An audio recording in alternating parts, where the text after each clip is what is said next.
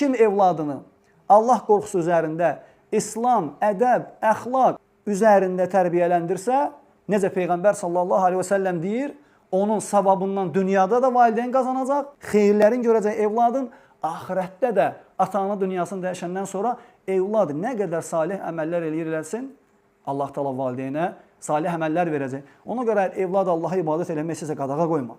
Əksinə sən onu yönəlt. Onun sənə xeyri var. Yəni namaz qılmaq, oruç tutmaq, əxlaqlı olmaq, ədəbli olmaq, sənə yaxşı davranmaq sənə bir ziyan gətirmir. Əksinə sənin üçün xeyirdir, mənəvi təmizlikdir.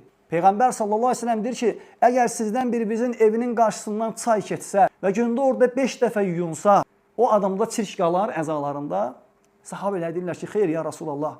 Peyğəmbər sallallahu aleyhi ve sellem deyir ki, namaz da belədir. Sən gündə 5 dəfə namaz qılsan, dəstəmaz alsan, Allah da sənin günahlarını təmizləyəcək.